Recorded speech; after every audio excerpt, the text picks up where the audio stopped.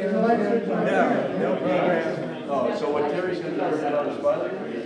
Yeah, well, okay, thank you, Terry. Well, I'm Steve Lubin, and what we're going to talk about today is the time in cycling in the Bay Area, particularly in San Jose area, from the early 50s through 1964 or so, when there were huge changes taking place in cycling. Cycling wasn't a particularly popular activity. Pete Rich once told me he was arrested for riding through Woodside. The cop said, adult riding a bicycle in the middle of the day must be doing something wrong. I had a similar experience in riding in Woodside. I was already intermediate state champion, and the cop stopped me and said, "You have to ride on the left side of the road." I said, "Yes, sir." And 2 weeks later, he stopped me again, and I had to explain to him it was against the law and dangerous. And he, amazingly enough, accepted that. And even as late as the 1970s, there were problems for cyclists. It was illegal to ride across the Golden Gate Bridge. Although Don Peterson once told me in the 40s he would ride out one expansion joint and cross over, but in the 70s, it wasn't safe on the road. It was illegal on the sidewalk. Owen Mulholland got arrested and ended up getting that law changed. There were group rides. There were clubs. Here we have Pedali Alpini, San Francisco Wheelman, Berkeley Wheelman, San Jose Bicycle Club. This is from Rick Bronson, but this was kind of the scale of cycling in the mid-50s. You mean that was everybody? Well, maybe not everybody. It was an all-club ride. Rick Bronson told me first this was an all-club ride, but he emailed me yesterday saying, no, he thinks that's the gathering before the cyclocross that he put on in 1957. I'll talk about that a little later. There wasn't a lot of racing opportunities. This is the 1963 racing schedule for Northern California. That's it. This is kind of what the packs look like. I showed this photo to Karen Kirk, the 1994 World Time Trial champion, and I said, here's the peloton in the Mount Hamilton race. She says, that's it? You mean that's before the breakaway? Before the breakaway, yeah. It was low on, and here's what the start of the races looked like. There were people trying to promote cycling. Charlie Allard talked Austin Clapp into building a bicycle track at Searsville Lake in Woodside. Here's Peter Rich and Nick Van Mael at the track. It's 100% dirt. 100% never did get paved. But Charlie went on to found the Nevada City Race, and which has become a classic. Tom Cruise made an over-the-top publicity effort to put on the Tour de Lamar, and I think it was 64 and 65. Got a lot of publicity, printed a program which was unheard of, had the Grateful Dead, the Quicksilver Messenger service at the awards ceremony. You can, if you read very carefully, there's the phone number. You can hire the Grateful Dead for your party. There was a kind of, little bits of bicycle. You had Spence Wolf's wheel truing stand, which was rather primitive, but he made legendary wheels on that. Lars Zabrowski and Hugh Enoch were making bicycles. Before, I don't know anyone in this area was making bicycles before that. There's Lars on a Paragon of his own and Hugh's making. And there were big changes taking place in kind of governance of cycling. Walter Gimber, a British import, a sprinting buddy of Rich Harris, moved to California and became the ABLA, the Amateur Bicycle League of America representative, and started advocating for bringing American cycling more into line with international standards and the international events at the time. He was so well liked that he was running a bicycle as a convention. It was a big change, and there were individual riders who were going to Europe and trying to learn about the game. There's Peter Rich in Rome in 1960.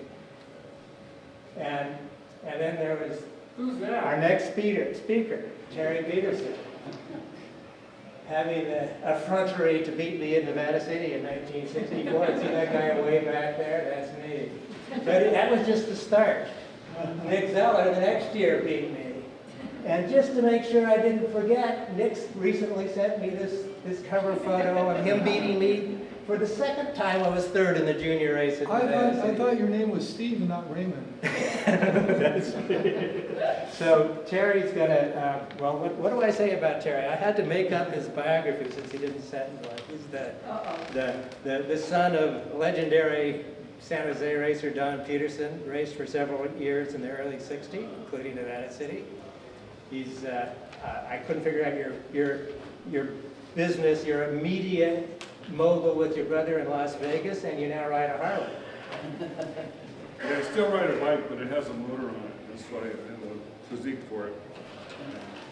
You didn't tell him about all the times you beat me, though. I only remember the defeats.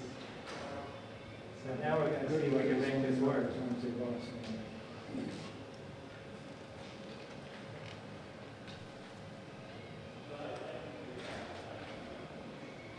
All right. It's not too warm here. So you push this To change it? arrow button to change it. Okay. Steve Lubin called me a couple months ago and asked me to speak about the San Jose Bicycle Club, which was founded in 1939. Back in the 30s, the mid-30s, the Burbank bicycle track was built. And San Jose was a mecca for racing, track racing. And the San Jose Bicycle Club was founded in 1939. My father was a member, was one of the founding members.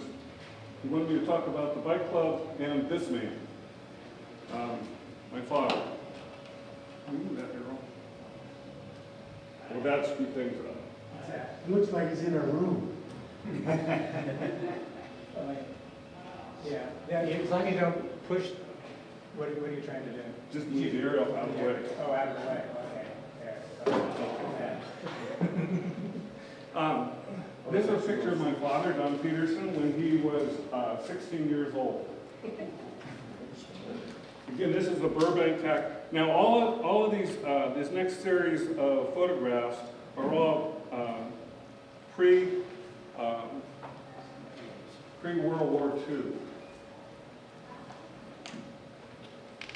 This is the San Jose Bicycle Club in 1940. It's my father out of uniform on the bike there. Probably because he couldn't afford a uniform at that time. His parents were not very wealthy, very poor. His goal in life, he told me back then, was to make enough money so he could pay taxes. His father never paid any income tax, never made enough money to pay tax. But I can recognize some of the riders here. I'm not that old, but I do know some of these guys. This is Louis Rondoni. This is Paul King. This is not Paul King. This is Carol Poe. And this is, I believe, Dick Anderson. Oh, yeah. Now somebody else here, I might have gotten that a You little need to wrong. step aside. Can you step on that side of the screen? You know, they want to see. They can Oh. start. You want to stand over here? Thank There you. you go.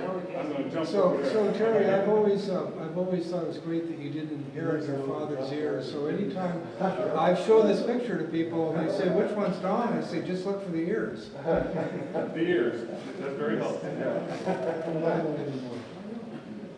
Here's a photograph, again, gives you an idea of a little bit of the Burbank track. Again, as we talked earlier about the Burbank track, they located the tunnel, which you get to the infield by a concrete tunnel. And they redid the football field there about, 3 or 4 years ago. No, it's been longer than that. Anyway, we put a plaque up. Yeah, I was there. Yeah, good.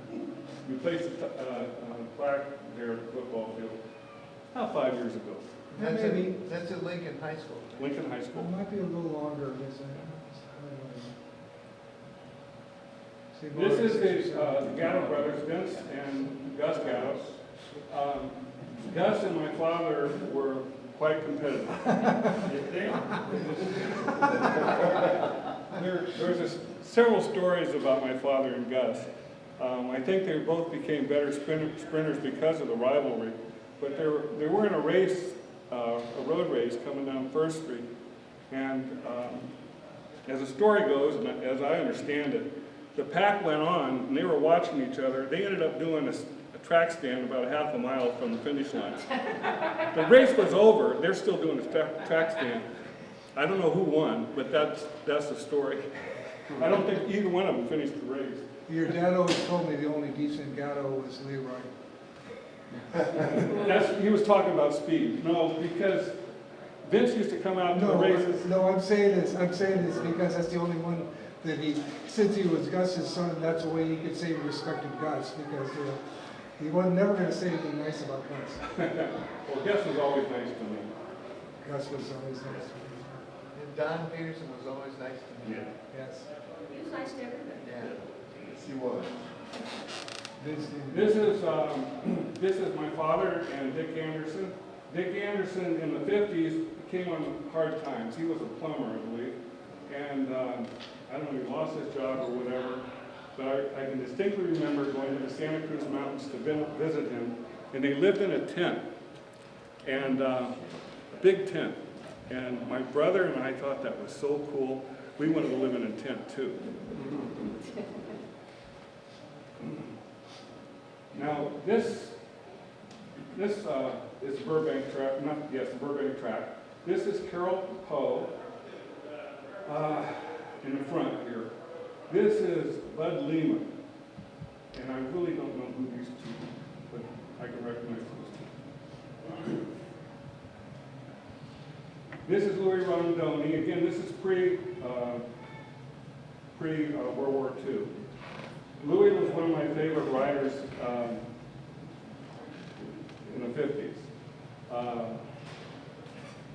I used to not be able to pronounce my L's, and I'd always yell, "Go Wooey, go Wooey!" And all the other riders would laugh, and he'd make us all laugh. But after 1941, December 7th, 1941, racing pretty much stopped. The war broke out. In 1942, the track was torn down. Dewey Maxwell was known as the father of the Burbank track. He owned Maxwell's bicycle shop.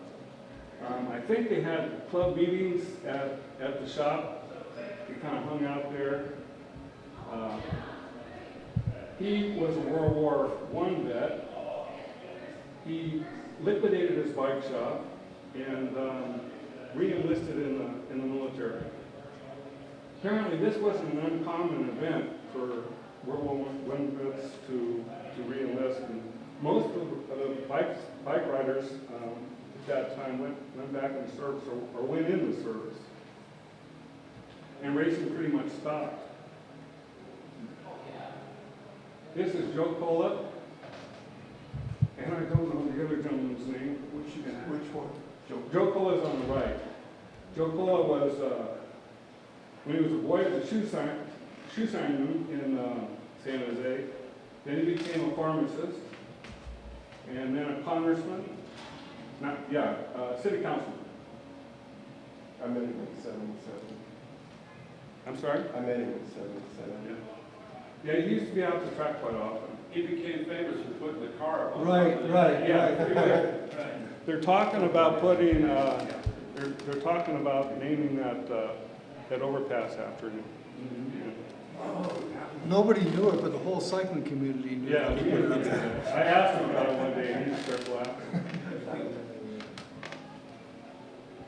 Now this photograph is 1951. This is the San Jose track that's on Tully Road. Tully? San Jose. San Jose track. Next to Reed Hillview. San Jose Speedway was right next door. Right. And it was known as the San Jose Velodrome. That was the official name. Right, San Jose Velodrome. Now, up on top here, that's Richie O'Brien, that's Louis Rondoni, and Paul King. And I don't recognize the rest of these writers. By the way, that's me. This a race, I believe, out near Chesterbrook, a winter race. And this is Nick Maggi, Dick Anderson, Bill Morcorn, my father, Dave Rhodes, Paul King, and Les Williamson. I don't know who that is. I know all these people by sight because growing up, they were often visitors at the house, and I'd go to races as a young boy. I think it's interesting to note there aren't any brakes on those bikes. No, these were all track bikes back then. They used them on the road. They used them on the road, yeah. My first exposure to a road bike was at the '56 Olympics, the first time I saw a road bike. The San Jose Bicycle Club was like a family. When we drove down 101, I was looking to see if some of the trees that they planted were still there, the pine trees along the freeway, but most of them are all gone now. But they did a lot of service activities. I remember the whole bike club coming and painting my father's house one weekend. The whole house was painted one day. It's just amazing. I was really small at the time. This is one of my favorite photographs. This photograph here was used on programs and promotions for the track, San Jose. It showed the steepness of the banking. Up on top, this is Dick Anderson. He was in the Army and wore that helmet.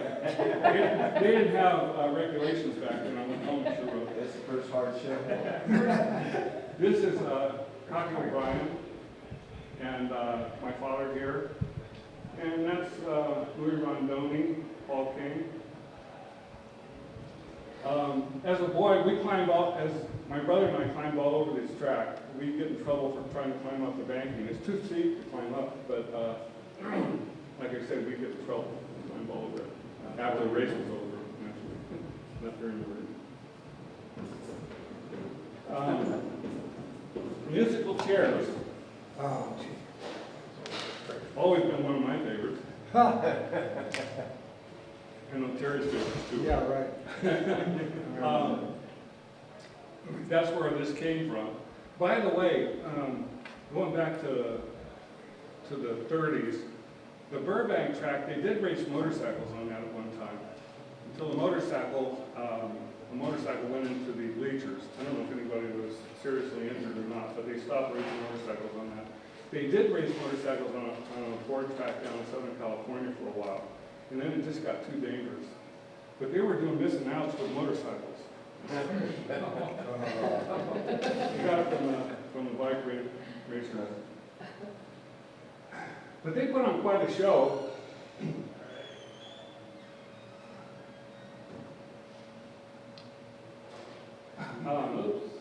You didn't send me that last picture of the musical chairs, so I could send it to some of the people that rode the Friday night races. Okay. They're still Yeah, that's complaining one of my about it. favorites. Still complaining about it. Yeah. Okay. The spills on the track in San Jose, I remember, they were something. When a wood rim would break, it's like somebody fired a gun. It just made one hell of a racket. It was very loud. And the bikes hitting the side of the track, I don't think that track was built real secure.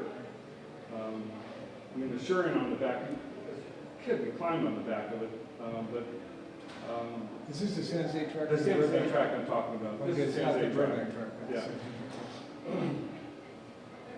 But it was very entertaining and exciting. And my dad was provided a lot of entertainment.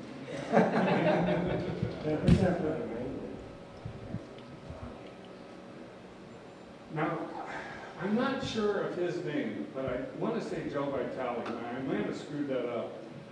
But that was my father's trainer. He was also a trainer for the 49ers.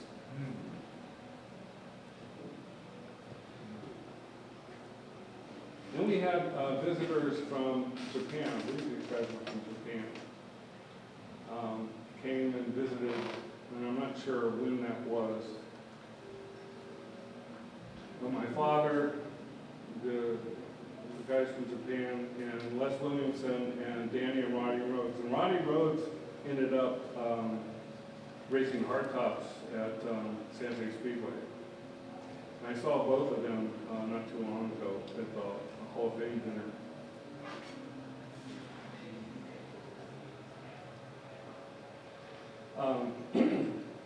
Then my father, in 1952, I think it was the winter of 52.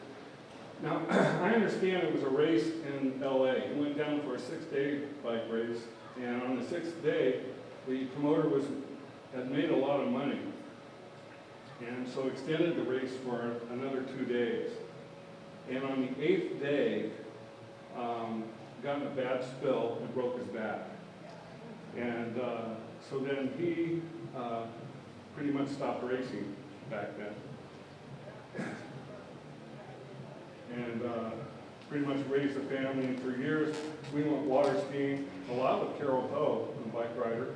And some of the riders would come by the house, and we didn't totally stop going to races, but like I say, we occasionally bike riders would come to our house, and the family continued with the bike world until I got older.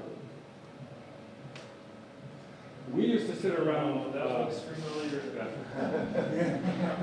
We used to sit around at dinner time, and I used to try to get my father to start talking about bicycle racing, because there was twofold reasons why I wanted this to happen. Number one, I knew if I could get him going, he'd talk for a long time. Number one. Number two is that if we talked long enough, that there wouldn't be time for doing the dishes and him drilling me on my homework. So, and I learned something about bicycle racing. And one thing he taught me, and I was just a skinny little kid, he said, and one thing that he taught me, that it's not how fast you are or how strong you are. The trick is to get to the line first. And so that was instilled in my mind. Now, Vic Black might remember this race. I don't know if anybody else does. But this particular race, this is me back here. Now, I had planned on winning this race. What they decided to do was put all of these guys, wouldn't it be neat if we put all the riders on the track at the same time?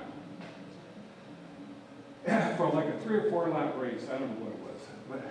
And I said, I haven't got a prayer to beat these guys in a sprint.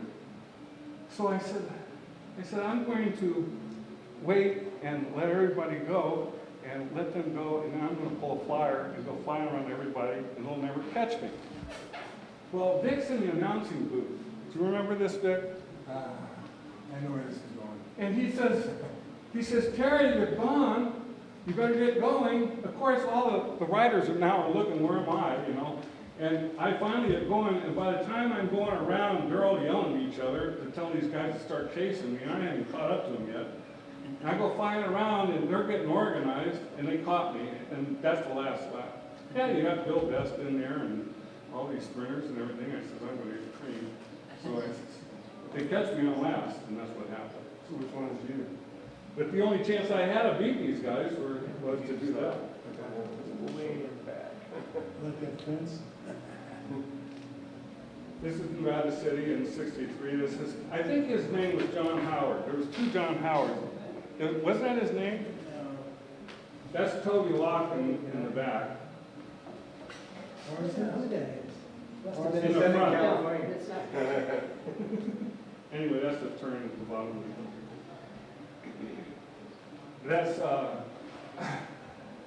That's Bob Graham and myself and That's the state championships on the track. Anyway, one thing I wanted to mention, we had this Go Fast rub.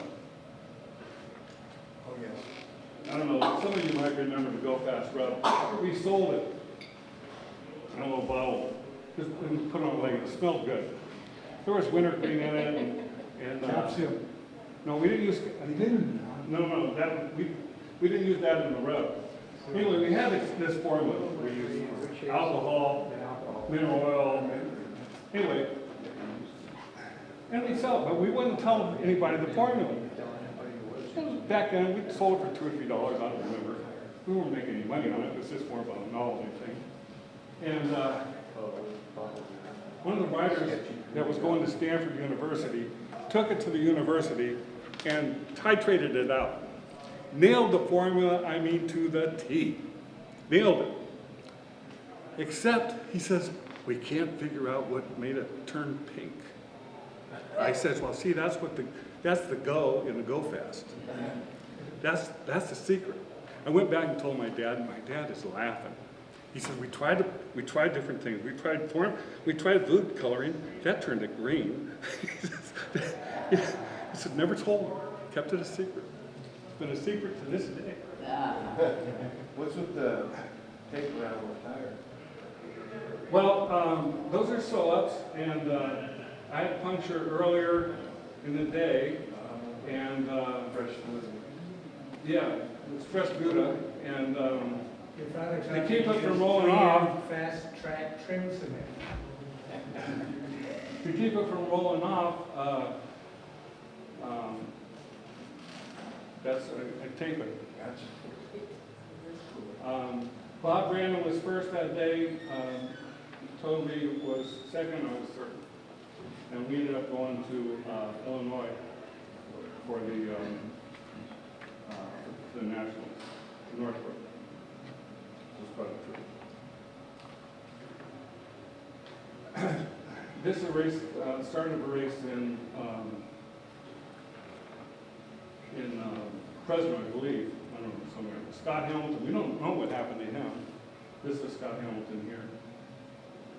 He's a good rider. We don't know what happened to him, just disappeared. Would that be the Sierra Foothills Road Race? I mean, anyway, training with my father. I did want to tell you a story about training with my father. He used to drag me out of bed at 5:30 in the morning. I'm not making this up. I hated it.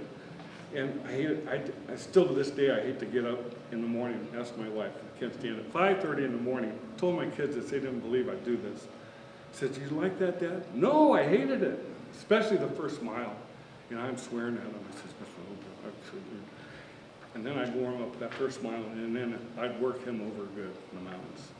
We go up behind Stevens Creek Dam every morning, put 30 miles on the bike before school, and then train later. You know, you have to do that if you're going to be dedicated, if you're going to be any good. And then summertime, I'd get a break, and we'd have to train before he goes to work, and we'd go out near Portola Valley, we'd drive out there. And we'd have these certain sprint points throughout the day. And I brought it up to him, I says, why aren't any of these sprints at top of hills? You know, all these sprints are in the flats, you know, and you get tired of losing, right? When you're training with my father, you get tired of losing the sprints. So one day we're out there, and I said, you know, I've had it. I'm tired of losing these sprints. So I pulled a flyer on him.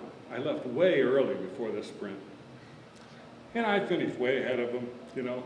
And last sprint of the day, and always before, we always cool off down. We cool down the last mile. And I'm cooling down, and I'm still waiting for him, and he comes flying by. He said, where does he think he's going, you know? He says, we're done. He keeps going. I said, oh, what's he doing now, you know? And he jumps off his bike. I'm watching. I see the car. He says, jumps off the bike, throws the car in the back of the van, and leaves. That dirty guy. I had to ride all the way home. I did beat him in a race once, in a twilight race. Work counted, and a trick that he taught me. And It was out at, near Lockheed. We used to have these twilight races out at Lockheed, Criterions. And, Terry, can you turn around? This way. Yeah, oh, that way. We had a sprint, tripping over this. We had a sprint, a twilight race, and coming out of the last corner, I jumped early, and he saw me. I don't think he knew it was me, to be honest with you. I jumped, and he counter jumped, and I ducked in behind him. And he dragged me all the way to the finish line, went around him at the end. I'd never beaten my father much in many sprints at all, but one that counted, I was ear to ear. My father was so pissed. I cannot tell you, he is so competitive. I was great. I couldn't look him in the face. I just laughed. I just smiled. He was so angry. Now, 2 or 3 weeks later, almost the same scenario came about. I think he did it on purpose. And I says, this is like taking candy from a baby. You know, I'll just do the same thing again. So I did it, and my second jump, he jumped again, and I just burst out laughing. I couldn't sprint, I just laughed. He beat me, of course. He knew what I was up to. It's been a great experience riding with him. That whole thing of training and racing with my father was quite an experience. We had a lot of fun. This is my father's favorite position. On Bob Tetzlaff, in a road race, Bob Tetzlaff's wheel. He's telling me, he says, I figure if I stay there, I can do no worse than second. I said, there's just one problem with that philosophy. It's staying there. So, and we'd often go down and race in Southern California on the track. That's the Encino track. And then came the breaking away Friday night series. For 5 years, my dad promoted these races out there. Many of you participated, like Terry.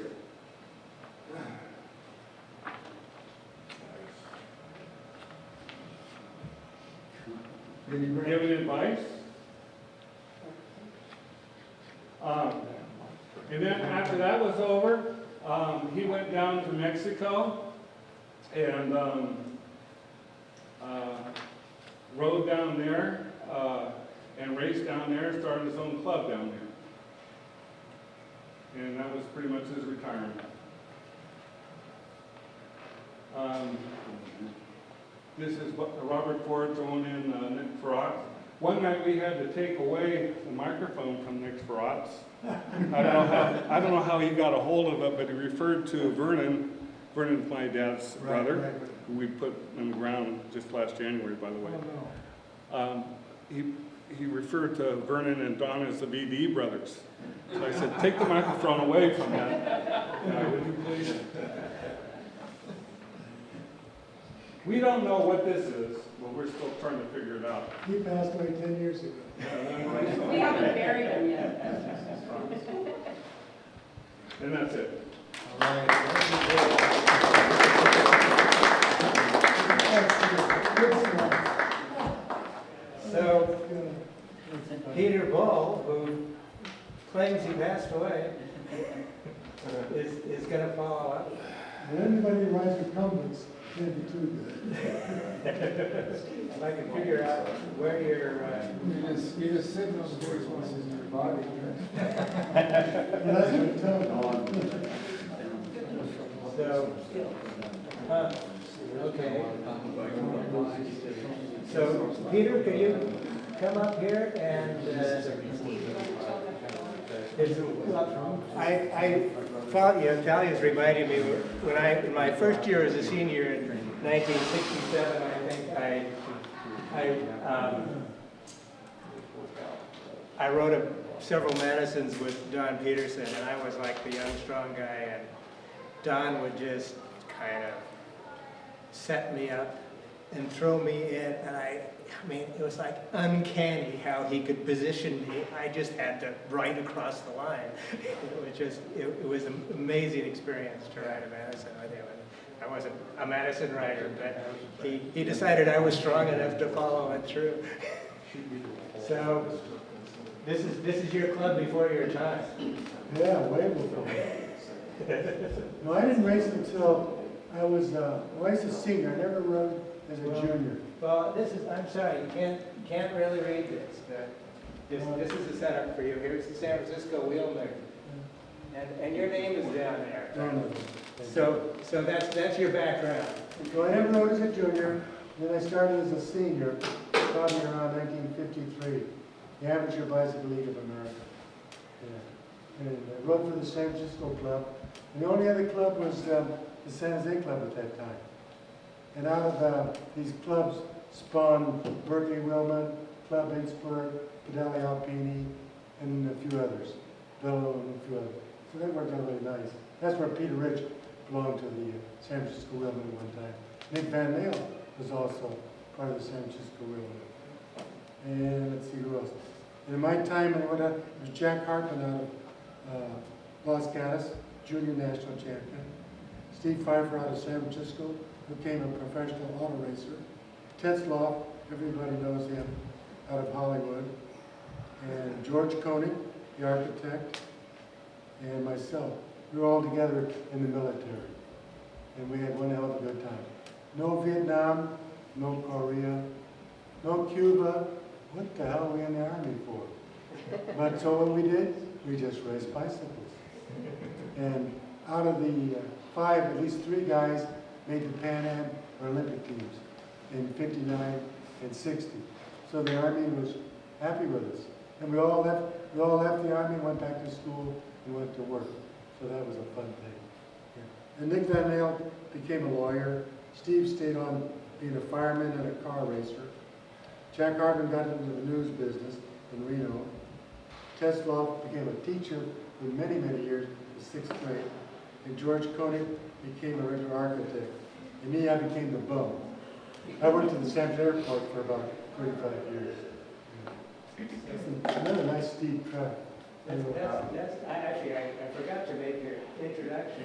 I don't know where that one is. You told me that you raced in Vancouver in 1955, and Ronson gave me that picture of We go up Vancouver. there, sometimes at least 10 people from this area would go up to race in Vancouver. And that was built for the British Empire Games, which is no longer there anymore. That was a 250 bank track with a tunnel and a gardener and permanent grandstands and good crowds. And they always raced at nighttime. And they'd race for 6, 7, 8 days in a row. And we had a great time there. We all crashed, but we always got up. It was a lot of fun. But anyway, I rode mainly in the Bay Area. I became club champion. In the States, everything was omnium these days. You had to ride everything, half mile, mile, 5 mile. And so the best I could do with doing omniums was 3rd place in the States. And then I went to the Nationals, and my club mates didn't tell me where the States were, so I didn't qualify to go to the Nationals. So I wrote a letter. And they said, well, Mr. Bull, you can come to the Nationals, and we won't pay for you anything. And so I chewed my club members out for not telling me that they'd moved the state championship to the Tully Speedway. But the truth is, when I rode there, I finished the 10-mile point race first in 59 or 58. And I beat all my club mates that went there. And they got no trophies. They didn't place in the top 10. And I rode off a match race for 6th place. And I got my 6th place trophy and said goodbye to the guys to my home. And then about a year later, we rode the Pan Am Trials in Chicago on a small track like this. And our club mates did pretty good. Steve Pfeiffer qualified for the pursuit and set an hour record while he was there, because all the officials were still there. So it didn't cost him anything extra to have the officials to stay there. Was that it? Yeah. So then little by little, we all, like most of the road guys, they all want to go to Europe. So Bill Bess is in the Army. He's over there riding the 6 days in Germany. Tetzloff wins a race in Vancouver, gets a free ride to Paris to ride the Worlds.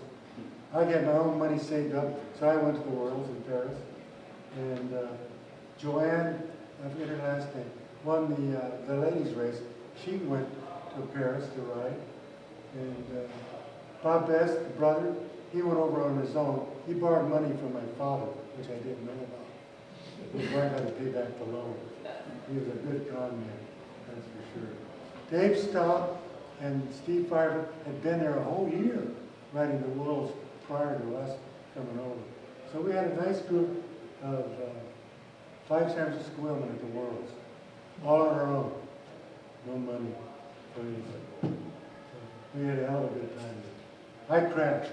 Had 2 beautiful new tires, and I blew them both. High on the bank. The park. What events were you all riding at the World? Yeah, it was fun. The Worlds then was amateur divide and pros, separate.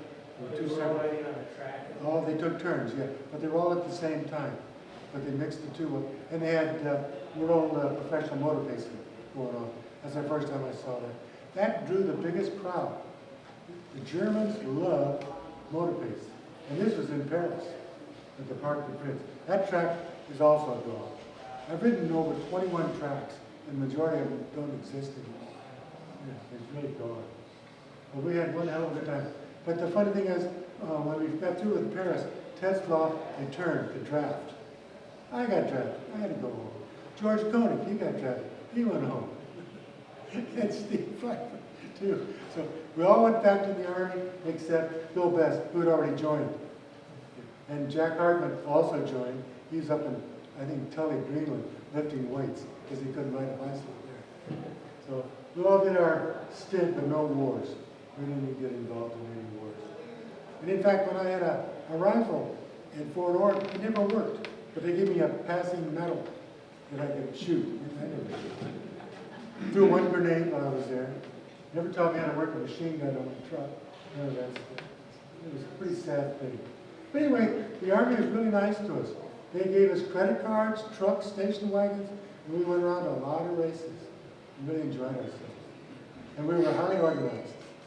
Steve Pfeiffer took care of importing everything from Mr. Chinelli and Mozzie and all that. He'd import stuff directly to us. So that was nice. Jack Hartman did all the phony orders on the paper for us.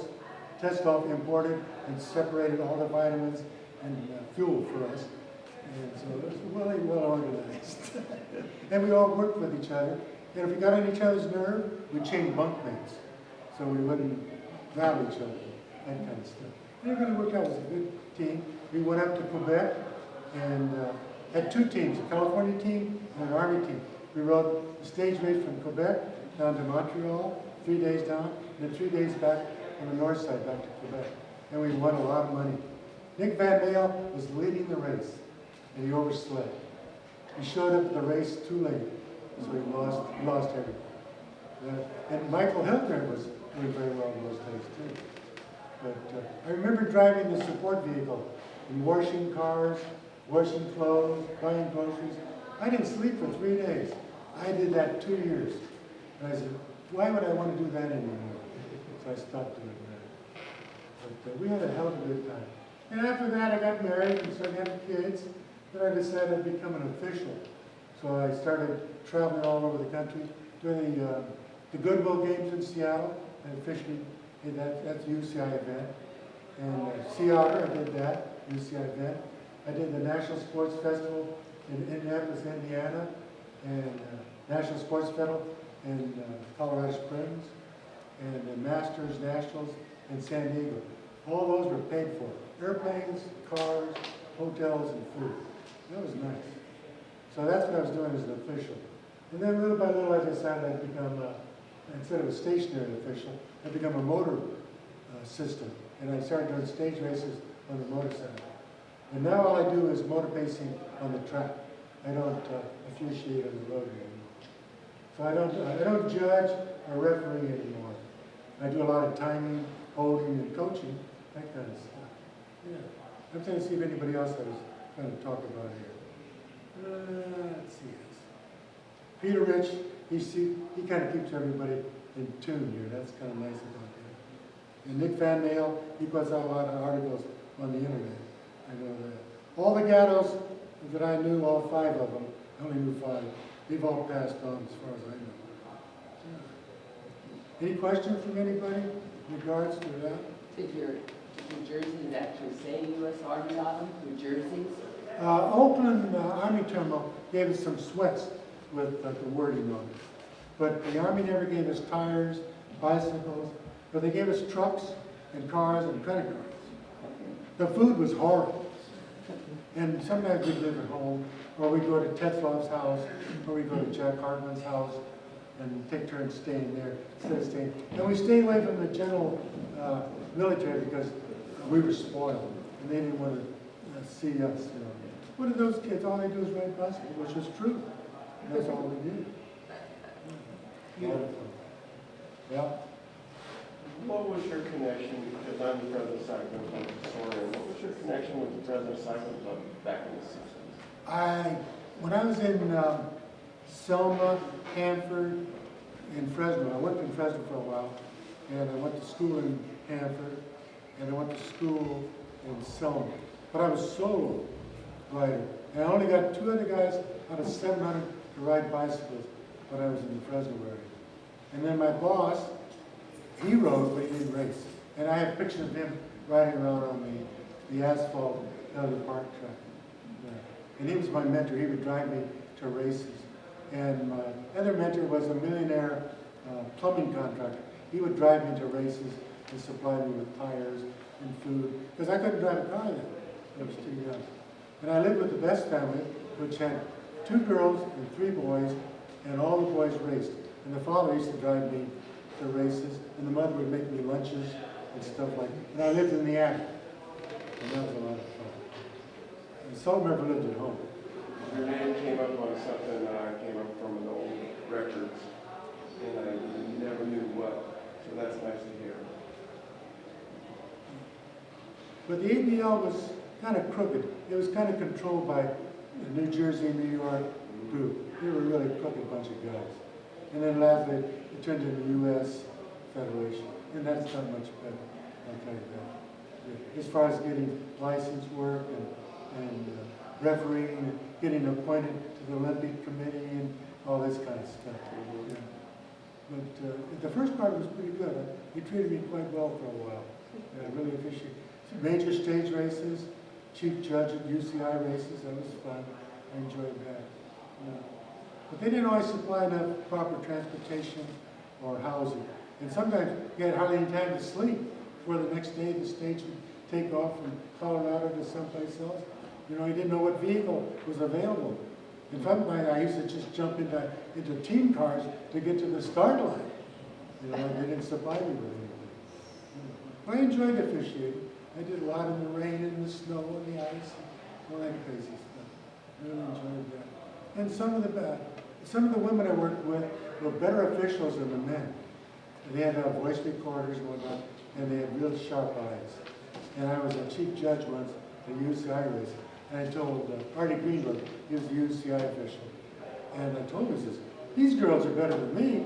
He says, you should appoint them as chief judge. He says, no, you're the chief judge. Just keep all the money, protest money in their pocket. And the girls were really nice with me. They were grown women, and they really worked well. And I enjoyed working that way. It was a lot of fun. And I went to school in Colorado, so I really enjoyed redoing the roads over the Rocky Mountains and all that. The Sea Otter was fun, but not as much fun. And I had a lady UCI official directing me on the radio. Go forward, get these numbers, come back. Go forward and pick this person, come back. She had run me all over the way. Anyway, that's it. I don't think there's anything else I can bring up. Thank you, Peter.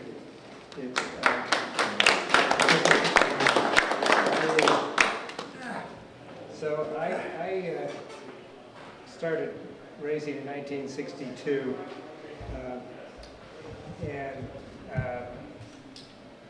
kind of heard stories about the time Pedali Alpini before my club and before my time, and it's kind of diversion from the scene in San Jose, particularly at the time.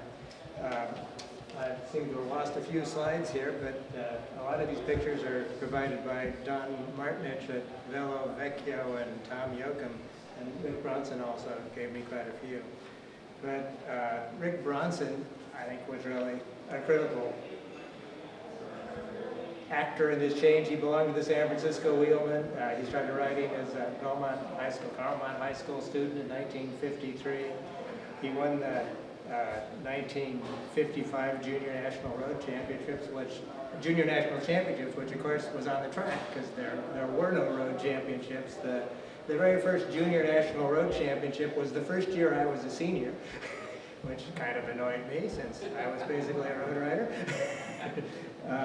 But Rick was racing in San Jose and racing with San Jose Bike Club and the Gatos de Unione Sportiva Italiana, and he related several things to me. But one has at the Paradise Valley race in 1954, when I was asked to ride always at the back of the pack because I had a road bike and brakes, very dangerous. Very dangerous indeed to those with the fixed wheel trackies of the San Jose Bike Club that competed in and controlled these races. Because, I mean, you saw Terry's pictures, that was the world. Rick came in with a road bike. And in 1956, Rick and George Koenig, who Peter was talking about, spent the summer racing in Italy. And they came back with a lot of ideas.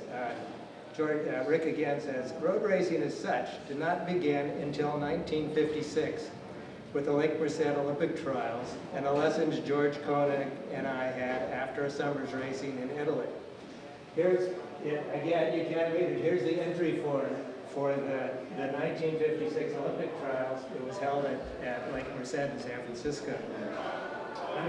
Under equipment, under the road race, it says equipment, road race. Bicycles must be equipped with free wheels and handbrakes. It is recommended that, if possible, the bicycle be equipped with variable gears and handbrakes.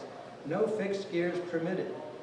So this was, you know, what Rick was referring to. This was like, it seems like this was a watershed moment when derailleurs were kind of starting to be allowed, at least. After they came back from Europe, well, there it is. That's Rick before the national championships in 1955. And when they came back from Europe, there were Pedali Alpini rides. I guess my orders were mixed up.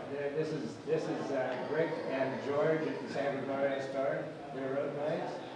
There's Pete and Pat Bay, who used to have what the younger writers later called dysenteries too. He had pictures of Fausto Coppi and Gino Bartali on the wall. If you rode a bike in there, you could get a plate of spaghetti for 25 cents. And if you didn't finish it, he'd scrape it back. There's a Pedali Alpini ride in Woodside around 1957. Now, do you know all the names of all these people? I know some of them. There's Rick, Larry Walpole. There's George. That's all I know. That had to be one of the more happy clubs ever. And here's him Rick getting publicity for training for the Olympics. There he is. His portrait. He married Will. So Rick and George went to Rome in 1956. Again, my slides are all out of order. And I'll go on with that.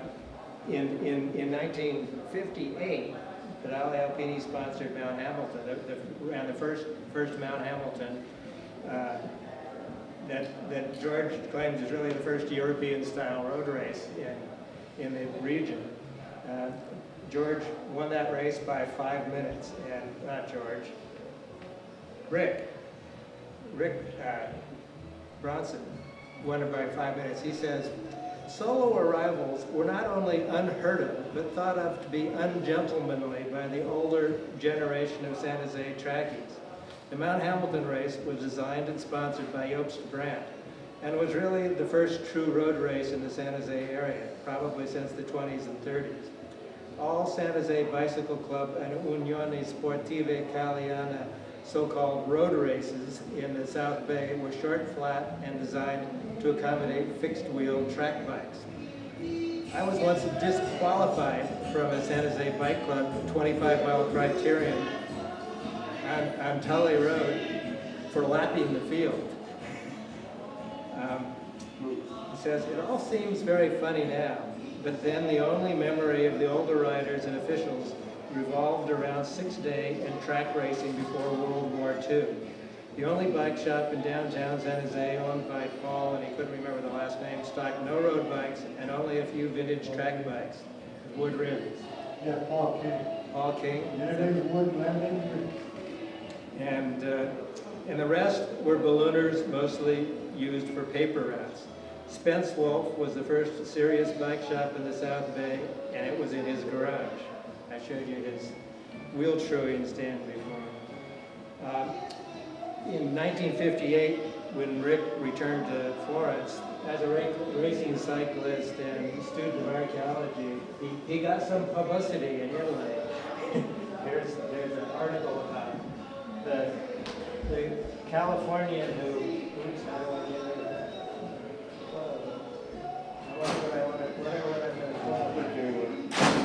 There you go.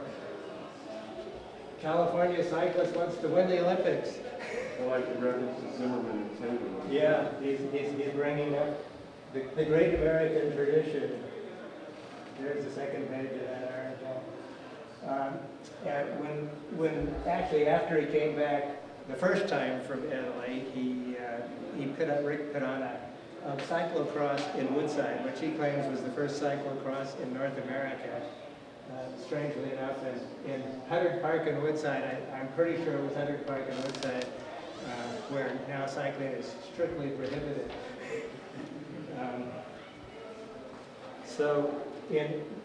From the last slide, in '58, when they were back in Florence, Gino Cidelli referred him to Gino Bartali. And I'm not sure how the connection between California cyclist and Cidelli came about, but it seems. Several gentlemen have been in contact with him. And then Spence Wolf picked up on that connection. Scott and Pfeiffer went to the Chinelli place, and all the other natures.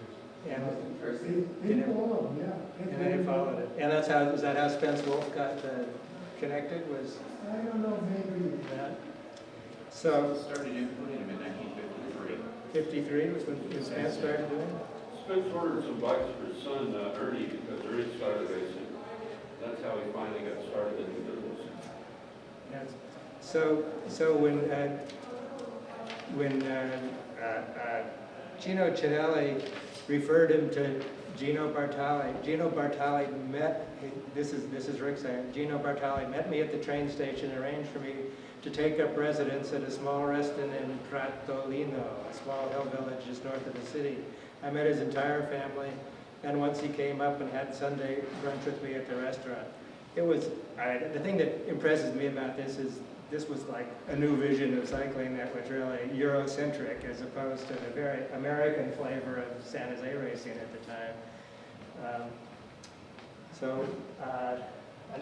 Let's see what I come up with this time. There's Rick and Bill Best at the Berkeley Hills race. There's more Pedali Alpini. So Lars was another of those late 50 riders who was intent on getting on the 1960 Olympic team, and he invited. There, I got Michael Hiltner. Those two were buddies. Those two were good buddies. The barefoot boys, I call them. And Michael Hiltner got older. This was when he first. Here's Michael Hiltner in a Pedali Alpini jersey when I presume when he was living with Lars in Northern California, training for the 1960 Olympics. I talked to the now Victor Vincente of America, and he told me that Lars had everything organized: their diet, their training schedule, where they're going to stay. He rented a house on the coast side and a cabin on Tanitas Creek Road where they stayed, where there was no running water. They bathed in the creek, but their training evidently paid off. Actually, before this, Michael Hiltner had won the Tour de St. Laurent, and I think quite convincingly. And right after this time, he won the Tour of Somerville. And then Lars and George and Michael are all there on the 1960 Olympic team. So that training evidently worked out. Tesla. Their Tesla was He's there. right there, the third from the left. But this is a talk about Pedali Alpini.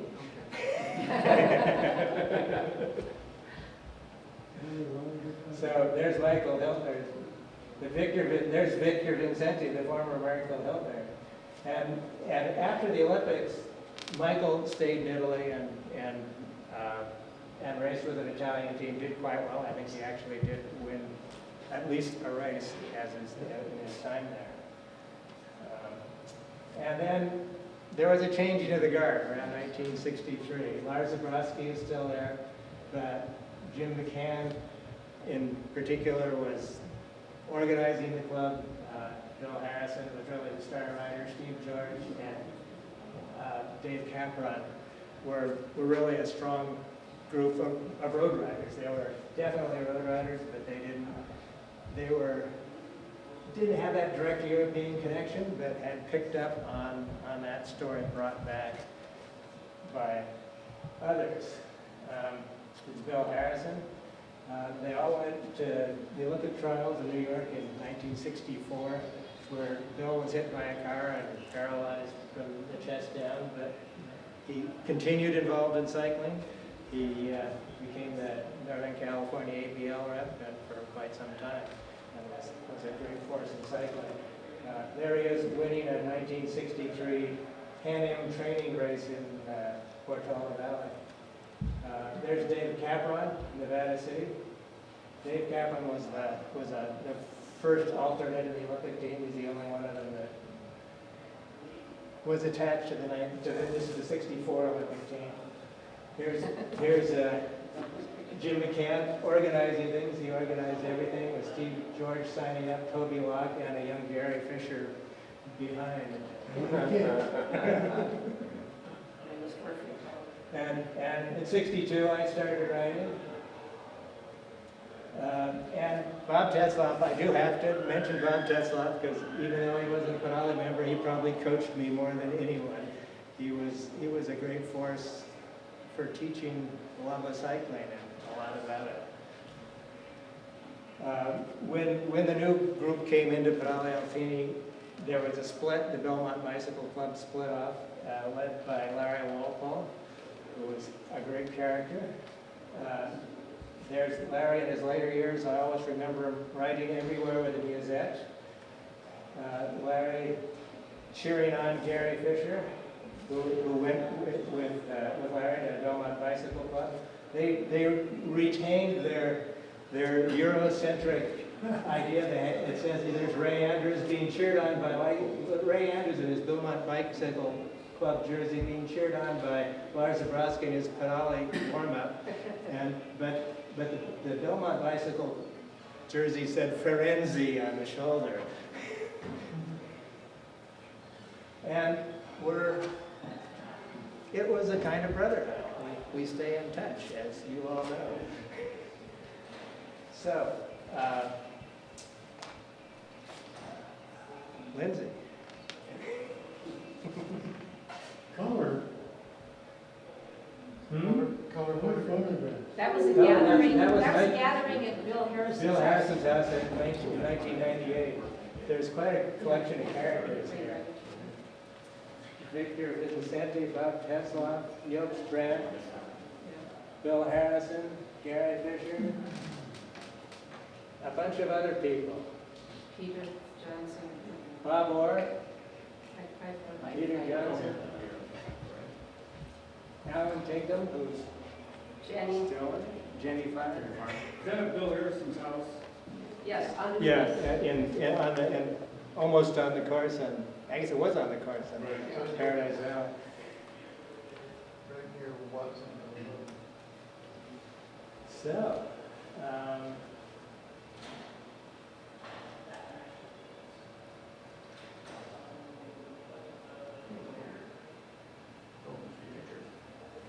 okay. Leave it right there. That's where it all started. I guess since Lindsay actually sent me a biography. Oh, well, that's right. No, take a little, Steve. story is quite a bit different than everyone else's. And I had a dead period in between, just like Steve did, but it was much earlier. For several years, people were asking me, how did you get interested in cycling? And I finally discovered a couple of years ago, I think I'm pretty sure how I got interested. I spent summers in Mexico City in 1950 and 51. And one day we were driving over to Cuernavaca on just open road. I mean, I wasn't driving, but we came upon a bicycle race, which I believe now was the Tour of Mexico because the roads were open then. And we go by these guys climbing out of the big bowl that's Mexico City, and it just, something in that just kind of stuck in my head. Before we left Mexico, I came home with aluminum water bottles, cages that had these big flat straps with a spring, over center spring on them, an aluminum straw sticking out of a cork, and then a piece of rubber between the first piece of aluminum and the other so you can break your teeth when you took a sip out of it, and toe clips and straps. No one had seen those that I was aware of. But I didn't realize there was a cycling culture here. So I saved my money up, and I went to a lawnmower shop and bought a Schwinn English Racer. That was the closest thing I could, because I didn't understand that all this was going on that we've been hearing about from the 50s and earlier. So I started, I think it was $72, I think, which was quite a bit of money in those days. So I started riding that bike around. And then that came with the Sturmey Archer 3-speed hub. And then shortly after that, Simplex came out with a 3-cog cassette, or actually cluster, that you could screw onto a Sturmey Archer hub. So I had a 9-speed. I had a thumb trigger for the Sturmey Archer, and I had a down tube shifter for the rest of it, for the 3 gears in the back. I'm scanning the newspaper one day, and we got the Chronicle. I lived in Redmond City. We got the Chronicle, the Examiner, and the Call Bulletin, if anybody remembers any of those papers. One of those papers had an article that said, "This Sunday, the Junior Olympic Trials at Golden Gate Park at Polo Fields," which I knew nothing about, but I've been riding. So I convinced my parents to take me up there on my converted Schwinn English Racer. I didn't know anything about track bikes. I didn't see them. I didn't know anything about it. But I lined up. I probably was wearing a pair of Levi's and a t-shirt and sneakers. I don't know what I had, but I had toe clips. I probably had the water bottles on.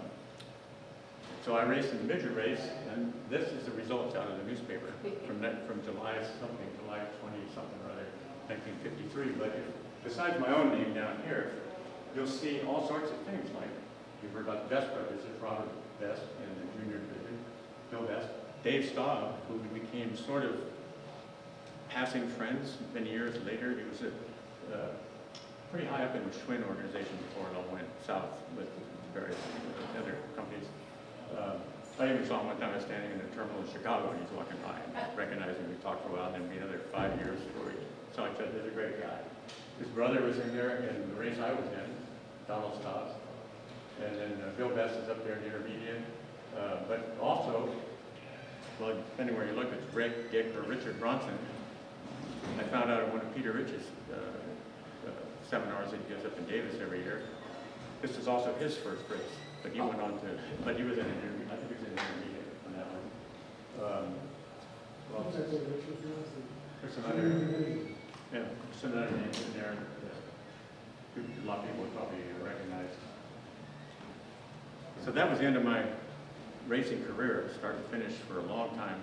I continued to ride a lot. Where I am on the peninsula, people make a big deal about how fast you go up over the Honda, when I was up over the Honda Road. I rode up over the Honda for the first time in about 1950 or 51, which probably took all day with a friend on my Schwinn, which no doubt weighed 35 pounds, with steel rims and all, and clinchers weren't what they are today. Terrible tires, but I didn't know the difference. So I continued to ride when I was going to school. I rode my bike to school when I was in junior high school. I don't think there were 3 other people that rode their bikes to school. There were just a couple of bikes parked out there. I rode back and forth to school. Turned 16, driver's license in those days. The second you turn 16, driver's license, the car kind of disappeared. I mean, the bike disappeared from my life. I didn't think about it much. I ran cross country for probably my freshman year in high school a little bit as a sophomore, but I didn't really care for it. Drifted away from all that. Out of high school, went into the Coast Guard, took care of the military obligation from that, which was required in those days. Got back out, went to school again, started a career, got married, had kids, got a house and all that. And then, so there's this huge gap. And then when I was 29, I was thinking, I'd like to do something physical. I'm not doing anything physical. I used to like to ride a bike. I wonder what that's like if I do that again. And as many of you that know my history through the 70s, that was the beginning of a lot of riding. I went down to Sugden and Lynch. People might remember them in Menlo Park, Nick Lynch, where you could also buy Clement sew-ups in packages of 5 for 85, or packages of 5, so I get 2 in later years when I was riding sew-ups. You could get 2 bundles of 5 sew-ups for $85 of the top line silks. So I went in there and I didn't know anything about it. I bought a Peugeot U08, which I say is made out of water pipe. And it even had a kickstand on it, but it was a 10-speed. Started riding that around a little bit. That was about the time that the 280 extension wasn't quite completed between Sand Hill and Highway 92. So I even rode along that a couple of times, as others did too. It was closed, no traffic yet, it wasn't so big. But I just started out with 20-mile rides, and I just started riding, and pretty soon it just seemed to be where I was supposed to be. So then I ran into, here's a name from the past too, Ernie Long. Remember Ernie Long? And his daughter married Tim Kelly. Way back when. Yeah, and then there was a Carol. yeah, and then Ernie's Sandy was. married Tony.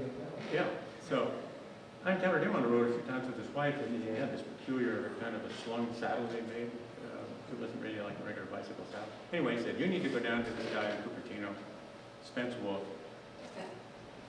at Cupertino Bike Shop, and order yourself a Chanel, because you're going to be riding more and more. So I went down there and I ordered one, and then I found out it was going to take a year or more to get it.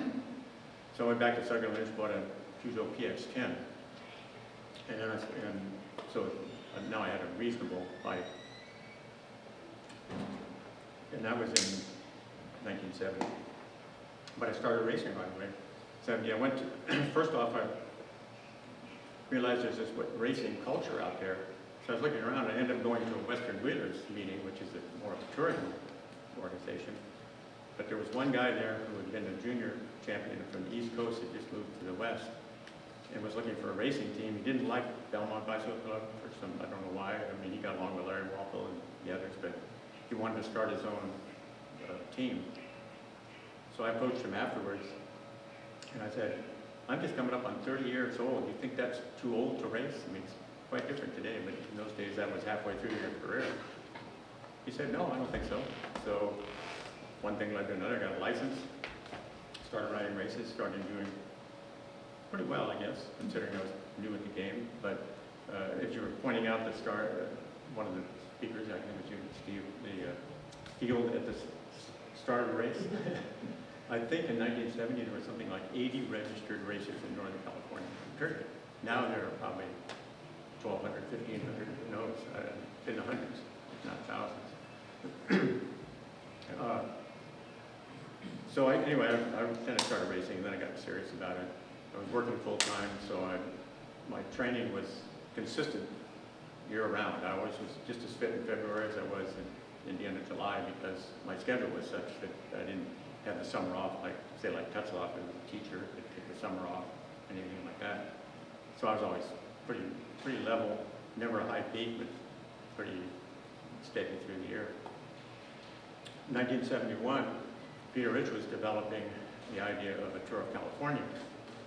So I guess I've done well enough, even in that first year, that he recruited me to be on the team, fellow support team, which was the basic team for the tour of California.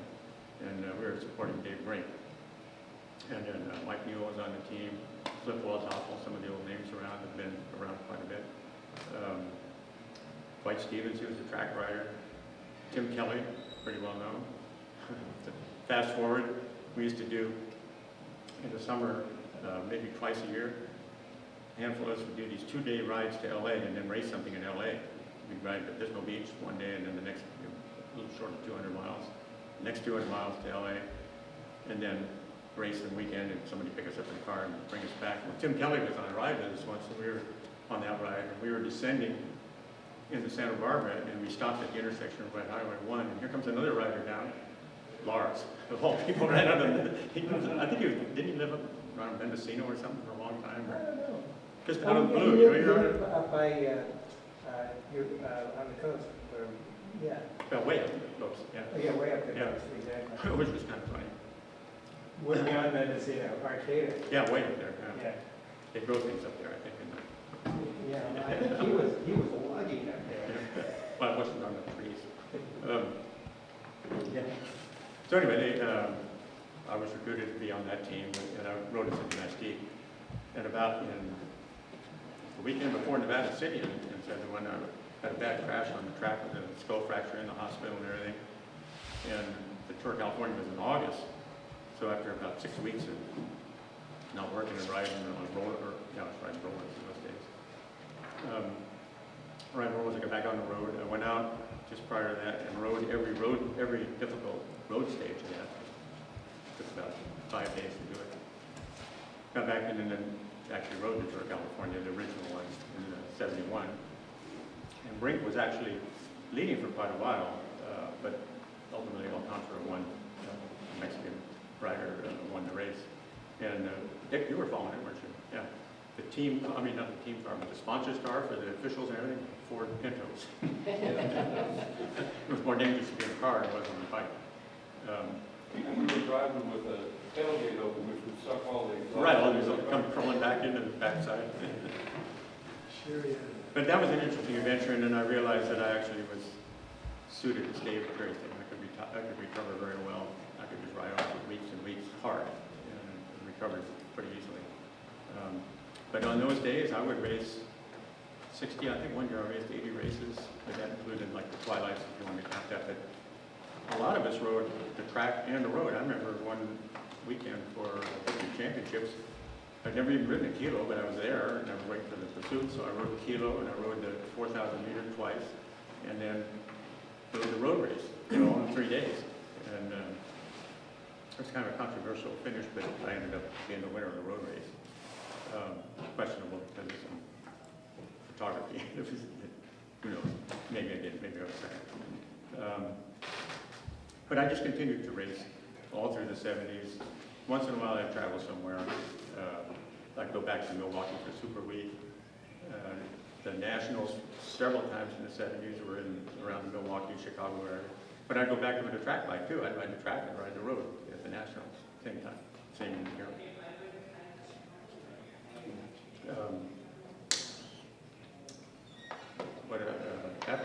Well, that was pretty much the way I was running through those years. There was one race I wanted to ride in the U.S. was Somerville, because that was such a famous race. So one year I had it all set. I was going to go to Somerville. I flew into San Jose Airport on a Friday afternoon, got a Volkswagen camper, got in the camper, changed my clothes, driving to San Francisco to catch an airplane to Newark, New Jersey. Arrived there at 11 or 12 o'clock, and I rented a car, drove all the way to, it was a 3-day race weekend, all the way to Allentown for the first race, which was in the rain, including over one of those expanded metal iron bridges. Anybody that rode that race that I mentioned it, they remember that. If you go down on an expanded metal bridge, you won't have any skin. I think one of the Stettons won that, Wayne, I don't remember if Wayne or Dale on that. The next day was Saturday, was Nutley, Sunday was Nutley, New Jersey. I found the start list for that thing a few years ago, well, last year. There were something like 263 riders in that race, and at least 100 of them could have won. It was every famous name you knew in cycling in the U.S. Well, I was chasing a breakaway that went off the front, and I overcooked the corner, slid out, hit a curb. I think I broke my hand. I don't know. I never checked it later, but that was the end of that race. That night I was in a hotel trying to see if I could sit on my bike properly. I couldn't. There's no way I could do it. About the time the race in Somerville started on Monday, I was on an airplane going back here, so I never did ride Somerville. But the other ones that, of course, I never went to, that I fantasized, talk about reading the literature like for example, I used to get International Cycle Sport. Spence Wolf would get about 6 to 10 copies of that every month. Came from England. And so he always set one aside for me, came out once a month. You'd go down there in July or August to get your copy, and you'd find out who won Milan San Remo in March. You know, things are so far behind. But there was always one for me. I'd get my track bike, ride down there, get International Cycle Sport, phone pour over it, read all the narratives, which are fantastic narratives of the races. So there were several races that I fantasized if I was ever a pro, which I was not going to be. I wanted to ride Milan San Remo, I wanted to ride Paris-Roubaix, I wanted to ride the Tour de France, and I wanted to ride Bordeaux-Paris, which is the motor-based one, 300 plus, almost 400 kilometers. That's an invitation-only race, and usually had 11 or 12 riders. I think Jacques Boyer rode it once or twice. But you're motor-based the first half, and then you're on your own after that. I always fantasized on those races. I've ridden all those roads since, but I haven't ridden around Paris with the rest of them, but not as a professional road racer. Getting into it used to be, they call them masters now, it used to be called veterans. And there was a period when a rider went from what we called a senior rider to a veteran who was 35 years old. And it was 35, sky's the limit, there was no 5 or 10 year breakdown. So I thought, well, I'll race until 1975, and I'm 35. I'll take a little time off and then come back and race as a master, maybe 40 or something like that. When I got close to that, they moved it up to 40 years old, so it forced me to continue to race. It's their fault. So I raced right into 1980, 81, 82. Another event that I always wanted to ride was the 4-man, it used to be a world championship event, 4-man team time trial, 100 kilometers, 62 miles. It was a great race. I poo-poo what they're doing now, you're probably more bigger, because nowadays it's 40K. They just brought it back, but it's only 40K. It's serious when you're going 100K, 40K it doesn't compare. So that was 1980, so we had a lot of Olympians here because no one went to Russia for them. That's when Greg LeMond turned pro, because he was just like George, same thing, neither one of them got the chance to go. Although George started ridden the Olympics had done quite well. So down in Bisbee, they had the Nationals in Bisbee, Arizona. They had that 100K team time trial, and so we drummed up a Northern California team. It's 4 of us, but we all raced together, but we never trained together in that event. We get down there, and one of our riders who was on that team from Northern California had ridden the Course Classic, but he had an absolutely terrible Course Classic. He disappeared off the planet. No one could find him, nothing. And it's one day before the team time trial, and Keith Vieira, some of the people who know him, was Tom Ritchie's era and age. He was there for the road race, and we wanted to go out and train at least once, as a 4-man team. So we recruited Keith just to fill in the spot in case our guys showed up, which he never did. Rode one time, Toby, it was Ken Bostic, me, Toby Power, and Keith Vieira filling in. We finished our training for one time, and they said, we need somebody. And I said, come on, Keith, you can join us. And he said, no, I'm too small. Nobody's going to want to sit in behind me or anything. I said, I'll sit in behind you. I don't care. That's a rotation. I'll get behind it. So they elected me team captain, so I go to the registration meeting before, and I just went to Keith. I said, you're right, give me your license. I had to show licenses. Put him in there. We go out and ride the thing. We had a fantastic ride. The winning team was basically the Olympic team. We were second to them.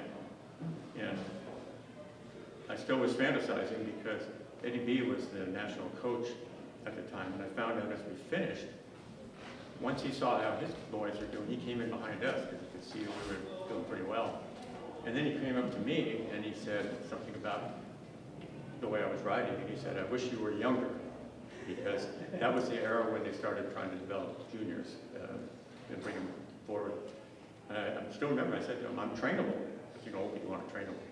And that was because I really wanted to go to maybe the Worlds. But didn't happen. But got a silver medal. And then the Arizona team, because now I was 40, I was technically a master, but I was racing at the Cat 1. The Arizona team, who was fourth, they wanted to protest our team because they had a master on the squad, thinking it's supposed to be all seniors. Somebody told them, "You're going to look pretty funny, you know, if you pull a master out so you can move into third place, and you were beaten by some guy that's that old." You know what you are. So they shut up. We got a silver medal. That was that. So then I raced until '82, and actually those are, I think I was the strongest and the fastest and the best as a Cat 1 rider, 1980, 81, and 82. I don't know why I did that. Maybe because I started late. I think those are my best years. Retired in '82 from racing, but continued to ride. Encountered a friend of mine who actually dethroned me in '75 as district champion, because I won '74 and won '75 Bill Robertson. Two of us got together on a plan where we go over and ride in Europe on these. This is no racing, just riding. These 3-week rides, totally self-supported, little bag under the saddle, 6 pounds under the saddle, we could ride into infinity for convenience, washed everything every night. We ride 100 miles a day, 10,000 feet climbing, no days off or anything, no reservations, just ride all over Europe. We did that for every other year for three times, I think it was. Then I got into, I guess it's a competitive nature or something, I got into, in the 90s, still riding, but I got into both cross-country skis and then cross-country ski racing. I raced for about 10 years on cross-country skis. And also inline skating that became popular. And to show you the difference in the cyclists and their mentality, they had a race that was from Fresno to Bakersfield in April, 140 miles on inline skates. And I think there were 40 or something of us. Started, maybe 11 finished. But most of the people didn't know who I was, you know, because I came from cycling. And I got these questions afterwards, how do you train for this? How do you do this? I said, well, I didn't even train for it. I said, it's the wrong time of the year. I said, but I know how to go long distances, measure it all out, and collapse at the finish rather than halfway through. So I did that. And then I cross-country ski raced in the 90s, in the early 2000s. Then a friend of mine, ex-Belmont Bicycle Club member, ex-neighbor of Jim Van Boven, the top climber out there, and Gary Fisher, all three of them grew up in Hillsborough. He'd been in France for several years, living in France, and maybe a dozen years or so. And he got a hold of me and said, why don't you come over with me and ride Le Top de Tour? Well, I vaguely knew what this was. It's a stage of the Tour de France, during the Tour de France, and usually 2 or 3 days before or after the pros come through, but it's just one stage. At that time, it wasn't put on by ASO, but it is now, so it's totally tied in with the Tour. George Dyer? Yeah, George Dyer, you know, yeah, right. George Dyer raced, he was also one of these people that was just sort of dumped into Florence when he was in high school, and just walked into some guy's house that he was sent to, and the guy gave him a loft place to sleep and spaghetti every night. Spaghetti, step outside. The junior that came out here, got me kind of going into the Prosper Val. Yes. We stopped at Pete's one time, this is a track rider, and he pointed it out, we went in there, he had the spaghetti, not recommended. We turned right, we went north, turned right on 92, and he threw up before we ever got to Skyline. Who knows what was in there. But George raced in Italy, and then he came back to the States, and then he became one of the top Porsche drivers, race car drivers in the world. And he raced cars for quite a while, won Sebring, and did all that. Then he quit that, moved to France, got back on the bike and everything, and he told me that bike racing is considerably more dangerous than racing a car 200 miles an hour. Here's the guys who've been on both sides, and he says because cars are, you know, protected a lot better in the car. So anyway, he said, 2002, he said, come on over, La Top de Tour, starting in my backyard. My wife will come pick us up at the end, you know, and blah, blah, blah. And I'm thinking, okay, but it sounds like a century ride with thousands, you know. And because there are quite a few thousand. But I've never ridden a Century ride, but I just imagine that was what it was like. I get over there, and I arrive there, and he says, well, I'm expecting you, I was riding in the 60 plus category, they have age categories. He said, I'm expecting you to win your category and be on the podium in the race. And I said, what race? He said, it's a race. I've ridden 14 of them now, and I can tell you, the analogy I use is beta breakers. You're seated in the front, there are fast people in the front, there are people in the middle that are pretty fast, maybe race a little bit, but are fast tourists, and then there are people in the back that are just there to say that I did it. So it's a genuine race in the front, there's no doubt about it. So I rode it the first time. That day had 3 category 1 climbs and 1 category 2 climb, and nothing on the flat. It was either up or it was down. And I was, my number, I still remember, was 56.65 for a start number. It took me 14 minutes to cross the start line once the gun went off. Anyway, I did all right on that, and I thought, you know, I think I could have a good chance of winning this thing. I didn't even know what I was doing. So I got crazy and started training with that specific, because I went over there not training, just riding. So I started racing again. I was racing mostly with the 35 plus guys, hard races, but I had to change my philosophy. I never rode in the back when I was racing in the 70s. It's always out near the front. I had to change it to accept the fact that I have to see a lot of riders fund me and start sucking wheels around here and there and try to conserve some kind of energy racing against 35-year-olds. La Volta de Bisbee had been reincarnated, and the Tour de Gila, which I had never raced, always seemed like an interesting race. So I rode the first 7. The Vuelta de Bisbee started in the 70s. And then when I went back in 2003 and rode it, prior to going back to Europe for Le Top de Tour, they started up again. I rode another 7 of them of the Le Top de Tours. They probably had close to 30 of them through the years. It's gone again. But it was ideal for me as a stage racer. It was 4 stages in 3 days, Friday, Saturday, Sunday. 2 days later, 170 miles away, was this fantastic 5-day race, Tour de Gila. So I did that for maybe 5 years or so. Go to Bisbee, 170 miles away, do another, so you could race 9 times in 10 days. 1 day was a double day. Great. So that tuned me up, to say the least. Went over to the Top de Tour in 2003, and that one was from Bayonne to, Pau to Bayonne. That was the one where Tyler Hamilton rode with a broken collarbone, and he broke away, and he was away for 3 or 4 hours or something. That was the same stage. I rode the thing. Now you don't know when you're riding it unless you're number 1 in the whole, out of all the people, out of the 8,000 or more riders. Where you stand and you don't know what age group. But just how old is this guy next to me? There's no color breakdown on the numbers or anything like that. So I wrote it. They posted the results fairly quickly. This was put on just like a professional bike race. Podium and podium girls, all that stuff, boards, the rest of it. I got to finish and I waited around a few minutes and I go over and start looking down the results, and I did win it. I was in the top 200 and I won my age group. I thought, what do I do now? Because the previous year I didn't even stick around for the awards. I didn't know what they did. So finally I walked over to somebody there and I asked them, and I found out what the real life is like for those, when you win these things.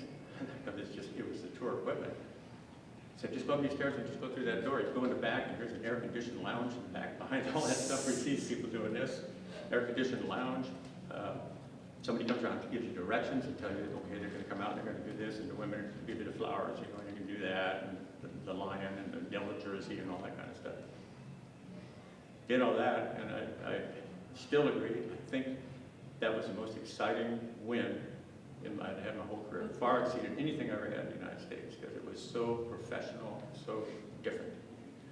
And I got addicted and been back, like I say, 14 times. But then I got further addicted maybe 7 or 8 years ago. I ended up riding one in Spain, which their biggest event, Quebec Oasis. You go from Spain into France and back into Spain on that one. It's a couple hundred kilometers, maybe 13,000, 14,000 feet of climbing. And then another one the next week after that, every year, same week, they use the same weekends. One in the Ariège Valley, which is south of France, sort of north of Andorra. That was a nice one. That one only has about 2,000 or 2,500 riders in it. That's a nice one too. I've ridden that half a dozen times. So that's where I stand today. That's how I ended up where I am. Different life than a lot of these others. I took a big break. You took a break. You never came back to racing, though, did you? That's right. I didn't think I was going to. when I quit in '82, I kept renewing my license because I was a Cat 1. And after 2 or 3 years, I said, this is wrong. You know, I'm not, I shouldn't be a Cat 1. So I kept, it was an amusement thing. I kept renewing to see how many years they were going to leave me as a Cat 1 because I wasn't racing. I had no record or anything. Well, somewhere in the mid to late 80s, they finally changed it where you had to maintain one, which is the way it should be. You know, instead of building this big pile up of Cat 1 riders and people like me that didn't belong here. So I got a 2, and 2 will last forever. But Yeah, they're real common about it. They do that to me too. Yeah. They just forget about you. Yeah. Well, and Jacques Boyer came back to the U.S. and he didn't ride for a long time. So you're not familiar, well, probably everybody here knows Jacques Boyer anyway. And he hadn't raced for a long time. Then he decided to race again, and he submitted for a license, and it came back as a 5 because no one in Colorado Springs knew who he was. So it had to be, all that information had to be brought up. You know, here's the guy that's in a pro in Europe, you know, ridden the Tour de France, and Milan San Remo, and Paris-Roubaix, and all the rest of that. He's a 1. And he started racing again. We raced against each other down in Bisbee and Gila a few times. And then he won in, for the second time, won race across America. The Federation is noted for that. Yeah. They goofed a lot of people. To add something to your story about the Mafia, ABLV Mafia back in New York, it was Rich Holder, along with, of course, what's his face, from Stanford. Les Ernst. Yeah, Les Ernst. But it was Rich Holder that pulled the plug on all those guys back there in New York, and they all got tossed out, but they all came back anyway. You know, I think they're all back. They were thrown out.